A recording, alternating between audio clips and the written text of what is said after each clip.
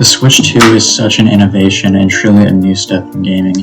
I've never seen anything like it before in terms of a gaming console. The Switch 2 is out, and it sure is the Switch 2, but I still waited outside Target at 6 in the morning to get one. The build up to the release was really basic, and everything was basically leaked beforehand. When the real trailer dropped, everyone was ready and no one was surprised. Aside from that, the Switch 2 Direct was good, and it showed good Nintendo Switch 2 games, and the console was going to be $450, which was a lot, but Nintendo games are usually $60. They didn't put the prices in there, so I don't know what they'll be. It was after the Direct people checked the prices, and Mario Kart is $80. It's real bad since other companies are making $80 games now, but it's not that bad right now, because 90% of people getting the Switch 2 are getting the bundle, which already includes Mario Kart, for $50. So it's not really $80. If you get it physically, then you need to pay $80, but people who really care about physical games would probably spend $100 for a copy of Bit Trip, and that's significantly better than that.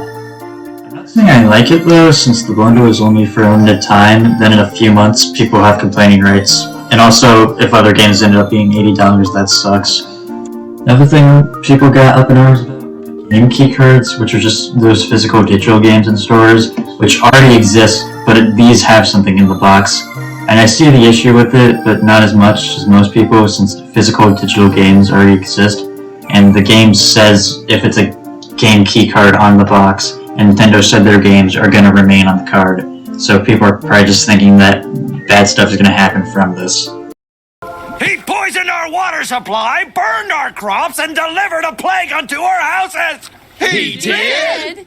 No, but are we just gonna wait around until he does? Anyways, now I'm going to cover the stuff I got for the Switch 2 because I'm the main character. So, first impressions. It looks like the Switch. The box is very box-like and contains the console. It also contains actually good Joy-Cons, which is cool because the Switch 1's Joy-Cons kinda sucked. This does, however, make the Joy-Con Pro controller significantly worse, but who actually cares? 90% of people are using a Pro controller.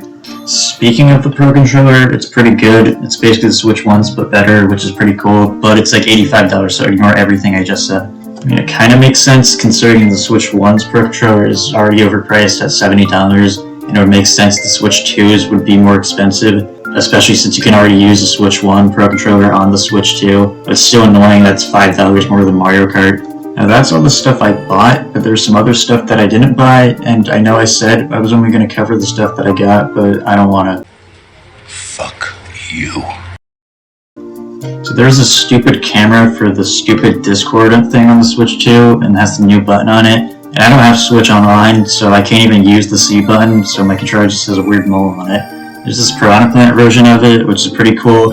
People are just going to put their buttholes up to these cameras. I'm not getting it. There's also a case that I didn't get. Anyways, that's all the other stuff, so I can actually talk about the video games now. So I haven't beaten this one yet, so this is another first impressions review. I know the game has been out for 4 years, but I don't have the time. So it's pretty cool, but I don't get why you need to spend so much time making a custom character, and the game is in first person, and it's not like Skyrim where you can make it third person and turn around all the time. Anyways, there's some new control options to this game, which is pretty cool, but I probably won't use them. I played through not much of the game, but it seems pretty cool, but mid right now. I'll definitely keep playing, but I haven't even gotten to Keanu yet, so it's a 0 out of 10 until he shows up. Deltarune released a day early on Switch 1 and PS5, and I played it on Switch 1 because I thought I want to get a Switch 2, and there's exclusive content on Switch 2, so now I have to play both chapters again.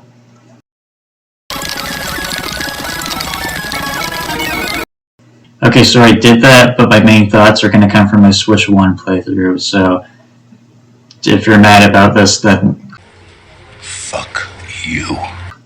Anyways, it's really good to get 2 chapters at once, because in the past, Chapter 1 and 2 both work really well as their own experience and as experiences together, mainly because of their differences between them, And also because it feels like they were made knowing that this is all people will have for the next 3 years.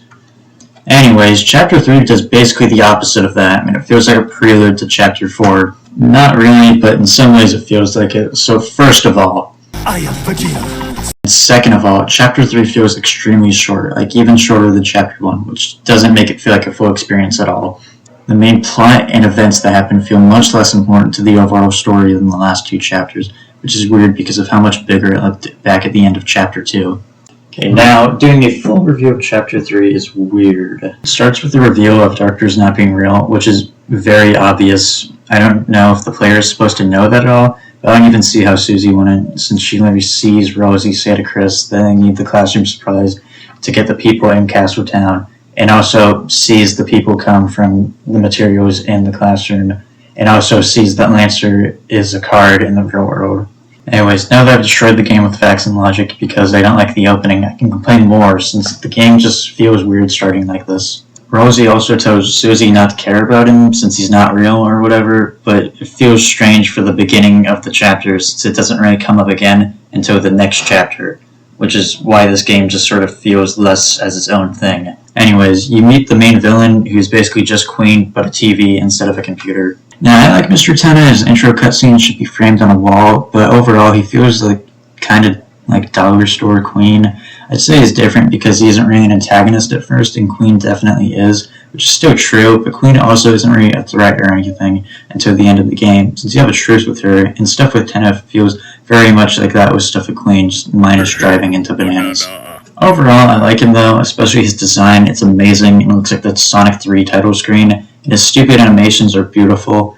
Unfortunately, though, his design means he doesn't have a face sprite when he's talking, except when he does. I really like the face sprites when characters talk, and it feels kind of like there are less in Chapter 2, or at least less colored ones, since characters that probably should have ones, like the robots, just have small black and white ones.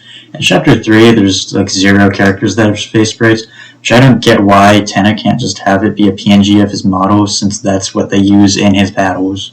It's like voice also great, but considering his intro just has voice lines, but with a filter, and he says stuff with voice lines a lot, I kind of wish he did just have his lines spoken, but like with more effects. It seems cool, I don't know, it might sound like... Anyways, other than that, I like the character. It is kind of weird that they just made a character about TV in its entirety, and made him really about game shows though. It works for gameplay though, since his minigames are inspired by TV stuff like westerns, cooking shows, and MTV. It just feels kind of small in scope when compared to Queen, who embodies the internet more, I feel like. His levels are this so retro stuff that is pretty cool the first time, except on console where the borders are kind of weird, which is something I could say about the whole chapter. It doesn't really matter, but all the borders on the console version are just kind of okay. It doesn't really feel like there are that many, but Chapter 4 has a lot better ones. The round's good, and for some reason Lancer and Rosecard are there, which makes genuinely no sense since Chris doesn't have them on him, and they should turn to stone since they're in another Dark World, which Rosie should also, but I'm pretty sure they have an explanation for that later. I don't know why Lancer is there, and I don't think anybody would care if he doesn't, especially since he shouldn't really, since he stays normal the whole chapter and doesn't turn to stone, and in Chapter 2 he's like dying after 2 minutes of coming out. I'm way more okay with Rose showing up since he does something and it's a pretty cool boss fight. Also, without him and Lancer, there'd be like 3 characters in the chapter that are important, aside from the main ones. And this chapter only has like 3 important new characters, and 2 of them are only kind of important since they're just Sundrop and Moondrop. They don't even get their own face sprites, which honestly they should, since it's hard to tell them apart when they're talking with each other. Rose cucking the sun is pretty funny though, and the minigame you do at the end is pretty good. And it's honestly pretty cool to see the Green Room since it was first revealed like 2 years ago. I didn't get an S rank, and apparently there's a cool secret boss if you get 2 S ranks, but I didn't, so... Fuck you. Also, apparently if you do this, Spamton can talk to Tenna, which would boost my rankings since Spamton is way cooler to bring back than everyone else, even though I think the last time I saw him he was tied up forever. And he should have turned to stone like everybody else. Anyways, after doing the round, you have to do another one, which is fine. I like how Tenna just wants you to stay, but I don't like that he reuses a ton of the stuff, so the new game feels very repetitive. They draw attention to it, so I guess it's fine, but I'd rather them do something like an Everhood, which is a way better game, where they make a new part of the level But it looks worse because it was rushed, and even though it looked worse, I think it'd be cooler since it's different. Speaking of the same thing, there's like 2 interesting fights in the game. The one guy where you shoot him like Mark David Chapman is basically it.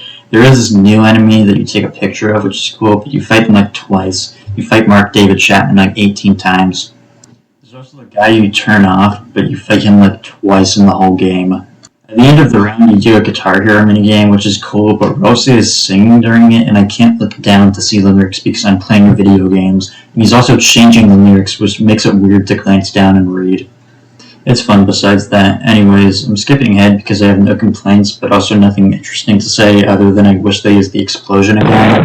Kinda turns evil, and it feels mostly natural other than he goes from wanting to be friends to just kill you real fast. I don't really care though. The rest of the game is just good Deltarune gameplay though. When you do fight him, it's pretty cool and he uses all the mini-games you did previously. To complain more, I wish the minigames were changed a bit more. Like the cooking one has fire, but the fire doesn't damage you. It kind of just damages you if you get hit.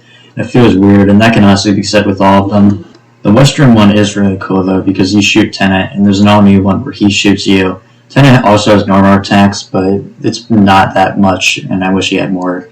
Anyways, when you beat him, he gives the lore about Chris, and I thought it'd be way more cool because he talks about Chris, and it's actually interesting to have info given on him since he is a major mystery of the series and probably just the best character overall. His lore though is just that he watched TV during Christmas and misses it, and Tenet is like the embodiment of that or something. I don't know. I don't want to Google it.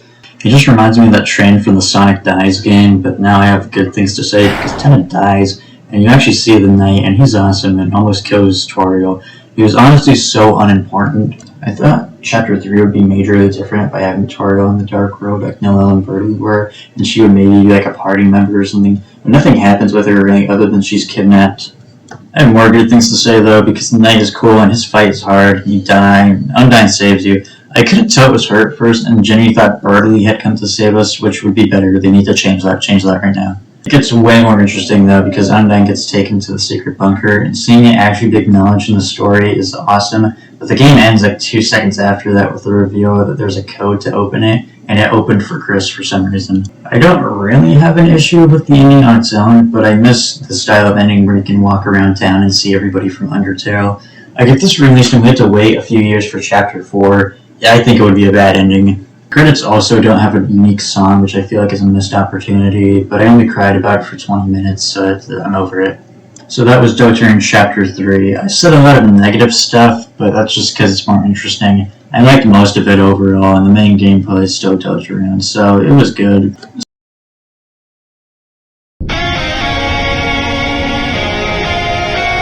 So I didn't go into Chapter 4 with high hopes, especially after they didn't play the cool song when you see the Dark Fountain. I was pretty surprised, honestly, for the better. Starting off, it's cool to see more stuff in the light world, especially Sans. Every time I see him, I foam at the mouth and jump out of my chair. I might be having a seizure. It's also cool to see the Deltarune mentioned, and it'd be cool to know more about it, but they're definitely going to reveal more in later chapters. Based on the ending to Chapter 3, it feels like the main plot is finding the code to the SMO secret door bunker, and going to Noelle's house is pretty cool, but Bertie wasn't there, so I'm giving this minus points, but when he called, it was all forgiven to see the avian angel. Noelle being into Susie and her being too Sigma to notice is also cool. You actually get there, it caught me off guard when Chris ripped his soul out, and more off guard when Asgore was just there for no reason, which is definitely a plus. The main mystery about Chris is honestly very interesting, even if I just believe that one game theory about it. Noelle and Susie almost finding Chris's soul and seeing all that's going on had me frothing at the mouth. But then I fell back to reality after Noelle's mom sucks, and the game is just a scene from the Owl House for like a minute. And finding the code is basically completely dropped, and we're told to wait till next year, which is pretty annoying, but I swear Chapter 4 is so good, I swear, except for this.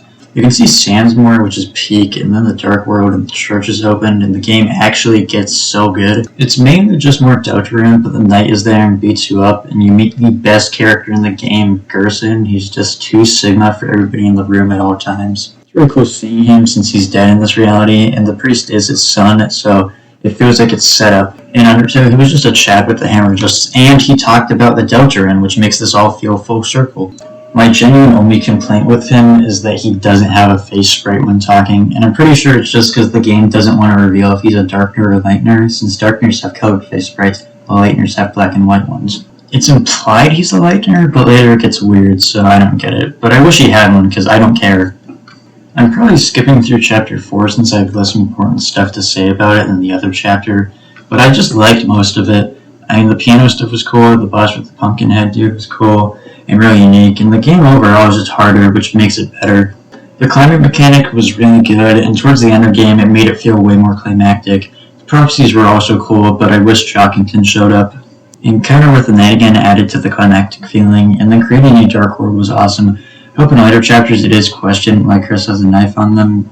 The new Dark World with the weird colors is cool, like Rosie is. Blue. The fight with like the dead Gerson, that's like Undyne, is very cool. It reminded me a lot of Undyne the Undying. And also Susie yelling at Rosie felt really good because I really want to beat him up, and all the stuff he's known was important and just hasn't told anybody. It gets really annoying. When Light creates the Titan, it's straight up the best part of the whole series up until this point. And having to attack for once is cool because the Deltron attack mechanic is just really cool. Other than you have to like kill people, but Murder is so worth it, bro. after seeing the Dark Fountain, it was just cool to walk around at night, and I walked in the front door of Chris's house, and my brain couldn't comprehend what my eyes were showing me. I fell to the ground, my hands weren't working, my heart had stopped, and I needed electrical cardioversion. The actual final scene of the game, though, was really good. It honestly just makes me think how shocking the review of Chapter 1's ending was, to know the soul just casually being in the cage. 9 out of 10 just for the ending scene.